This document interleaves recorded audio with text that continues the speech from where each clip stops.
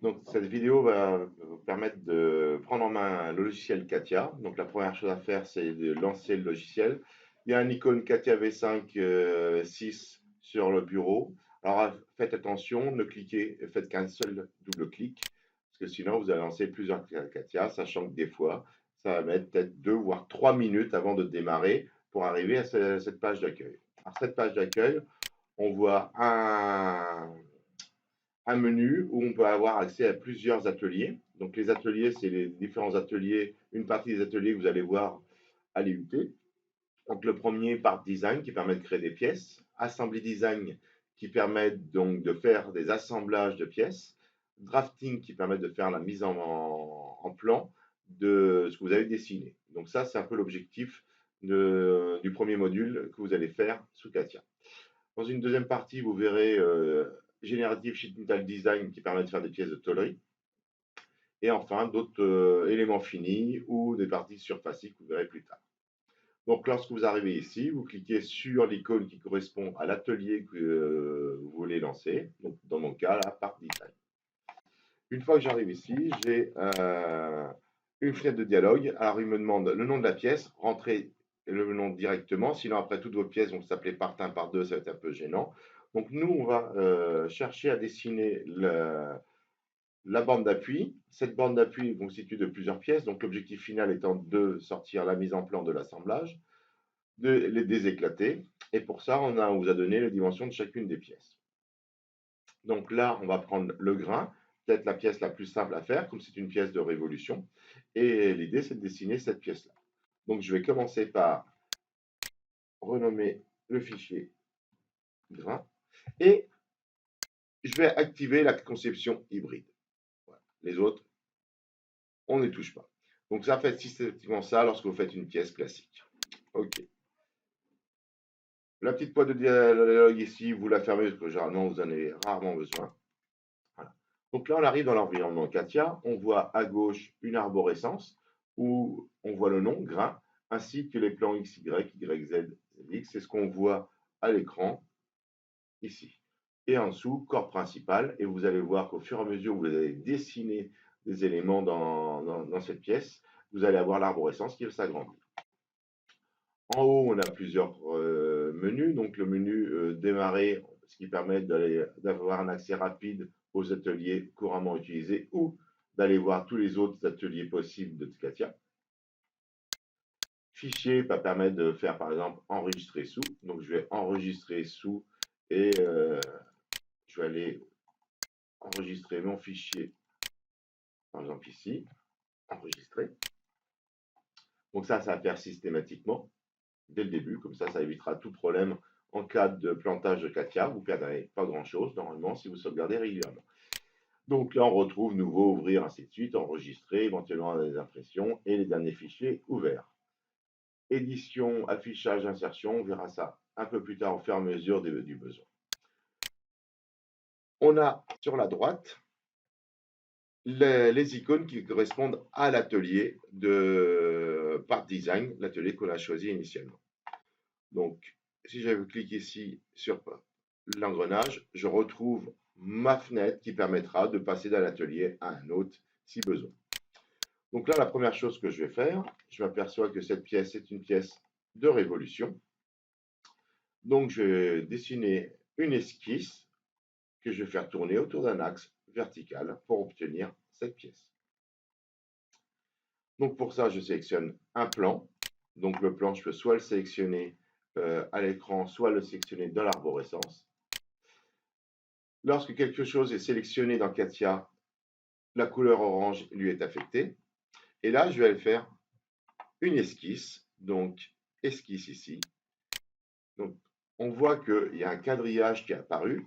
Alors, si je tourne la pièce, on voit que le quadrillage est en 3 dimensions. Je vais perpendiculairement.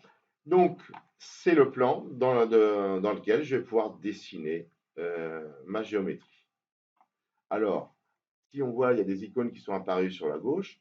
Donc, la grille ici, ça permet de rendre aimanté ou pas. Donc, lorsqu'un bouton est enfoncé, il est orange. Lorsqu'il n'est pas enfoncé, il est de couleur. Éléments standards, ça veut dire que tous les traits que l'on va faire ne seront pas des éléments, ce seront des éléments standards. Si j'appuie sur le bouton élément standard, celui-ci devient orange. Dans ce cas-là, je vais créer des pointillés. Ces trois icônes ici permettent de mettre des contraintes de façon automatique. Je vous conseille de laisser les deux enfoncés. Sur la droite, on voit que l'atelier a changé parce que je suis rentré dans l'atelier esquisse et les icônes ont changé.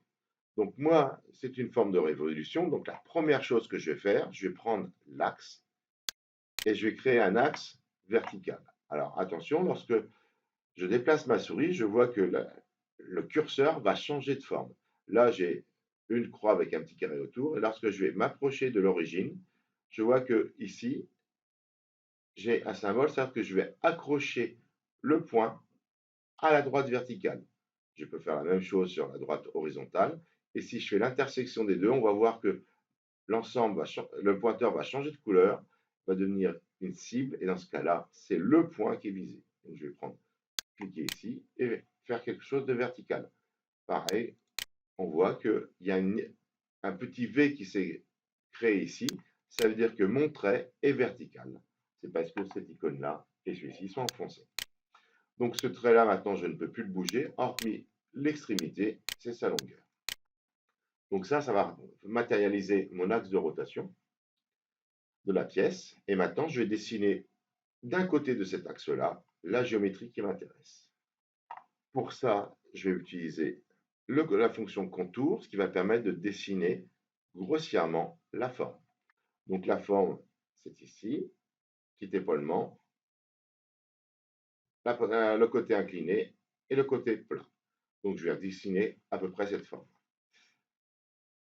Je commence. Alors, pareil, à chaque fois que je vais cliquer, ma souris veut prendre des belles fonctions. Là, je suis coïncident avec la partie horizontale. Et là, le petit pointeur s'est allumé, donc je suis coïncident avec l'origine. Je dessine un trait horizontal, un trait vertical, un trait horizontal, un vertical. Je vais en faire un oblique et je vais revenir sur l'axe. Et enfin, je vais refermer ma géométrie. Le fait d'avoir fermé la géométrie, l'ensemble a quitté la fonction. Sinon, il suffit d'appuyer sur échappe. Donc là, je m'aperçois que j'ai des traits. Certains sont verts, certains sont blancs. Donc les traits verts, je ne peux pas les bouger horizontalement et verticalement. Je ne peux que changer les longueurs éventuellement. Les traits blancs, je peux les bouger dans toutes les directions. Donc maintenant, il va falloir mettre des dimensions pour respecter les cotes que j'ai ici. Donc pour ça, je vais prendre l'outil cotation. Donc je clique d'abord n'importe où pour qu'il n'y ait aucun trait de sélectionné. Je sélectionne l'outil contrainte et je vais faire une cotation. Alors, je vais par exemple coter la cote de 5 mm. Pour ça, je prends le trait. Premier clic, donc j'ai sélectionné le trait qui est orange. Et là, au deuxième clic, on voit en bas à gauche, il y a définir la position de la cote ou sélectionner un autre élément. Donc là, je vais pouvoir définir la position de la cote. Et une fois qu'elle est positionnée, je peux double-cliquer dessus et lui donner sa valeur, 5 mm dans mon cas. Je refais la même chose pour une deuxième cote. Donc là, je vais par exemple rentrer la cote de 5 mm à ce niveau-là. Donc là, cette fois-ci, la cote se fera entre ce trait et ce point. Alors si j'attends un peu, on voit qu'il y a quelque chose qui s'affiche. Et là, il sélectionne bien le point. Si je descends un peu trop, ça va être le trait. Donc là, c'est le point qui m'intéresse.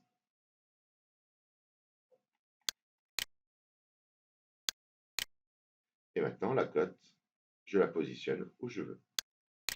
Double-clic dessus et je rentre sa valeur, donc 5 mm dans mon cas. Donc là, l'ensemble commence à se déformer un peu. Je peux éventuellement déplacer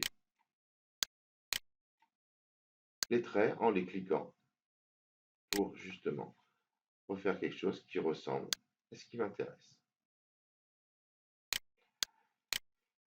Je vais continuer les cotes. Alors, je vais mettre un angle ici de 60 degrés. C'était 120 degrés ici ou donc 60. Et maintenant, il va me falloir coter les cotes, la hauteur totale, 12 mm. Donc entre ça et ça. Je double-clique sur la cote, je rentre sa valeur, 12 mm. Et il va me rester maintenant les deux diamètres, diamètre 20, diamètre 12. Donc pour ceci, pour coter un diamètre, je vais coter entre son côté et... Alors là, on voit que c'est violet parce qu'il considère que je suis en train de vouloir coter la hauteur du trait orange. Et je vais sectionner maintenant l'axe de rotation. Et là, on voit qu'il va me coter le rayon. Si je fais un clic droit, rayon diamètre, je passe au diamètre. Et là, je peux avoir mon diamètre. Je rentre sa valeur de 12 mm, de 20 mm, pardon. OK. Alors celui-ci va à sa place, je peux le déplacer. Et maintenant, je vais coter le diamètre de 12, donc entre ce trait et l'axe. C'est le rayon par défaut. Clic droit, rayon diamètre, 12 mm. L'esquisse est totalement contrainte parce qu'elle est entièrement verte. Ça veut dire que toutes les géométries sont définies. Si vous sortez de l'esquisse avec un trait blanc, c'est qu'il vous manque forcément une cote ou une contrainte pour pouvoir avoir quelque chose qui soit figé dimensionnellement parlant. Donc une fois que ça c'est fini, je vais pouvoir sortir de l'esquisse avec l'icône qui est là, sortie de l'atelier. Et je me retrouve en 3 dimensions. Je vois l'esquisse, le contour fermé que j'ai dessiné. Et maintenant, cette esquisse, je vais lui donner du volume. Pour ça, on voit que tout à l'heure, je n'avais pas accès, je peux avoir accès à soit extrusion, soit révolution. Donc, extrusion, si je regarde ce que ça donne, ça va me donner une forme qui va être allongée, ce qui n'est pas mon cas ici. Donc, je vais prendre l'option révolution. Je sélectionne l'esquisse. Alors, à chaque fois que vous faites quelque chose, Katia, en bas, vous demande de sélectionner quelque chose. Donc, je peux sélectionner l'esquisse. Alors, l'esquisse, je peux soit cliquer dessus, soit je peux aller dans mon arborescence et je vois qu'il y a une esquisse 1 qui apparaît. Si je la sélectionne, donc on voit que dans sélection ici, j'ai l'esquisse 1. L'axe, il a pris l'axe que j'ai défini dans l'esquisse. Et là, je peux définir l'angle de rotation. Alors, par défaut, c'est 360 degrés, mais je pourrais faire des angles partiels, de faire que, je sais pas, 45 degrés. Aperçu, j'aurai une pièce qui ne ferait que 45 degrés. Donc là, 360, un tour complet. OK. Donc là, on voit qu'on a une pièce qui a été créée, qui ressemble à ce que j'ai dessiné, avec les codes de 12, 20, 5, 12, 5 et 120 degrés. Donc maintenant, je vois que dans mon arborescence, j'ai un élément volumique dans lequel est rangé mon esquisse 1. Alors l'esquisse 1, je ne la vois plus, et on voit qu'elle est grisée ici. Alors si je fais un clic droit, cacher, afficher, je fais apparaître l'esquisse. Si je refais un clic droit dessus, cacher, je cache l'esquisse. Donc à chaque fois qu'une esquisse est utilisée, Katia, généralement, la masque et la met dans la fonction paire. Si vous voulez voir tout ce qui est non visible dans le Katia, il y a un icône ici, affiché, c'est un fond vert.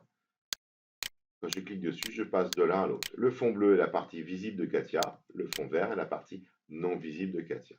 Donc tout ce que vous ne voyez pas ici est forcément visible là, et donc sélectionnable. Et je retrouve à côté l'icône qui permet de passer un objet de visible à non visible. Si je reprends mon esquisse, si je clique dessus, cacher, afficher, je vois qu'il apparaît et qu'il disparaît. Donc maintenant qu'on a l'objet, on va pouvoir voir un peu tout ce qui est manipulation. Donc en bas, on a quelques icônes qui permettent d'afficher l'ensemble.